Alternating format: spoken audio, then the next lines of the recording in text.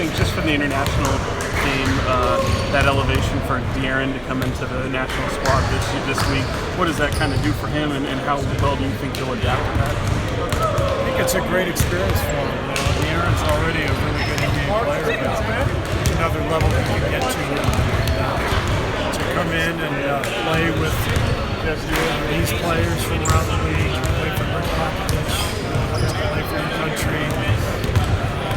It's such a great experience for everybody, particularly for a guy like Kerr, who I think has a chance to get to an all-star level player. This is going to be an important stepping stone. With Harrison, you have a little familiarity with him, and he's kind of like the old head around here, still wanting to do it, doesn't want to turn USA basketball down at any point. What does he add, and how valued is that experience? Well, it's valuable. He was on the Olympic team 3 years ago, and so this team this summer is a pretty young group, so it's nice to have guys like Harrison, AJ Tucker, veteran players who have been around a lot, and kind of lead the way for the younger group. Coach, you've always been really outspoken with a number of things. Something very important to me for a long time. So I've gotten very involved in some of the gun safety groups, like the Brady campaign, and Sandy Hook Promise, March for Our Lives, the Giffords group. These are all wonderful groups that are doing a lot of good things. And I think there's a lot of momentum now that's building. And I think when you have 97% of the people in the country who want universal background checks, and the Senate not won't pass it, won't even vote on it, because Mitch McConnell won't allow them to vote on it, because the NRA has bought him off, then you got a problem. So I think that's the issue. I think we have to have elected leaders who are willing to value human life over their own jobs and their contributions from the environment. If you had a chance right now to talk to him, Nothing. Really? Do you think he bears some responsibility though with some of the rhetoric? I wouldn't bother talking. Thank you, Coach. Okay. Coach, real quick, what advice can you give some of the internationally inexperienced players going through this process for kind of the first time? I think mainly it's a different game. You have to get used to the rules, to the game itself. You have to understand it's a 40-minute game. There's all kinds of things that are different in the NBA. You're allowed to play zone defense. The rules are different. You got to get to know those rules. You got to have a feel. You're not going to play as many minutes as you play in the NBA teams. And you got to come together quickly, because generally these teams play together for 6 weeks. How tough is it to get the players to understand how seamless some of these European teams are with their experience? It's something that Pop is pounding home right away, and it's important. And so I think a major part of it is Pop calls it appropriate fear, and you go into every game with an appropriate fear, which basically means a healthy respect for your opponent and for your circumstances, and that's absolutely the case with international basketball. You go in knowing that there's a lot of danger out there, and this is not a 7-game series. It's a one and done. It's more like the NCAA tournament in many cases. So you got to be ready to go. You, of course, assistant coach here. It's awesome. It's awesome. It's one of the reasons I wanted to do it. I wanted to learn from Pop, work with him as a coach. I worked for him as a player for 4 years, but it's totally different. Being behind the scenes with him and seeing how he operates, seeing how he works. It's a great experience for me.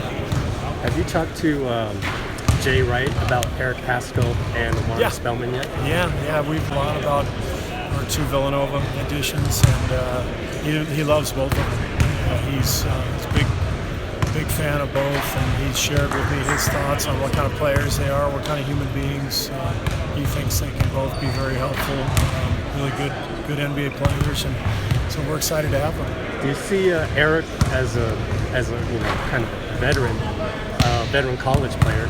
Played 4 years, I think. Yeah, it's kind of rare, these days to get a veteran college player who stays for 4 or 5 years and all of a sudden enters the NBA. I mean, or not all of a sudden, but who has stuck around college for that long and then seemingly is more prepared, to play in the NBA than the younger guys, just because of his overall maturity and experience. So I'm hoping that's the case with Eric.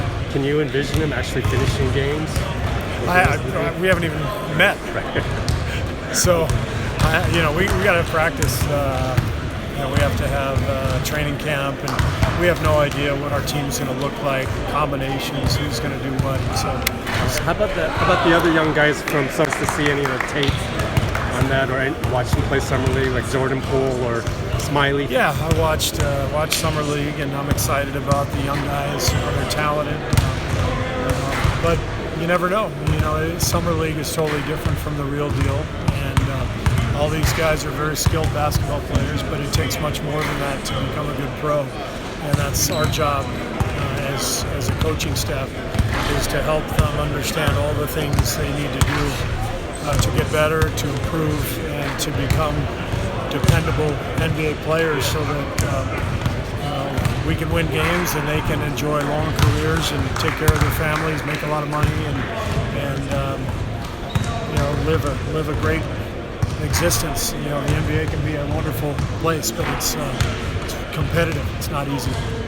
Thank you. Can I just get your thoughts real quick on down there and see Tim just sitting there wondering what the hell is he supposed to do, taking a sip of the Gatorade and then wondering if he's supposed to draw up a play or talk to another coach or talk to a teammate or rebound for some. He has no idea. Thanks, guys. And what stuff? And the social issues that get thrown at you left and right. It seems like one moment you have to talk basketball, the next moment you've got to talk about serious stuff. Well, I think the only reason I talk about that stuff is because I'm passionate about it. If you asked me about mechanical engineering, I wouldn't know what the hell I was talking about, and I wouldn't answer it. So, if you want to talk to me about gun safety measures or political rhetoric, I'm very interested in that stuff. So it's not that hard to talk about. Is it something that you've grown over the years more comfortable talking about, or has it always been a huge passion? No, I've grown a lot more comfortable speaking about it as I've gotten older and hopefully wiser. I don't know if that's true. I can't hold my tongue sometimes. I always get myself in trouble, but I think now is the time when all of us as Americans have to speak out and have our voices heard and let our elected officials know that what's happening in so many cases is unacceptable. We got to hold them accountable to protect us, and so I encourage everybody to speak strongly for what they believe in. It's the best way for us to win games. Steve, what intrigues you with some of the new faces that you have? You mentioned D'Angelo yesterday, but you're looking at Willie Cauley-Stein and 3 rookies, and Jacob coming back. And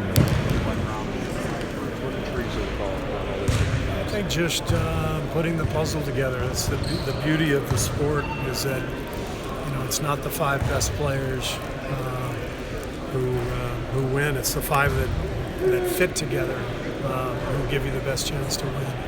So I'm looking forward to that challenge of finding the right combinations. I know that we've got a lot of young guys who are going to get an opportunity. That's fun too, to see young guys blossom and grow. We're going to give Jacob a chance to play, Looney's going to take on a much bigger role than he's ever had before. He's one of our best players.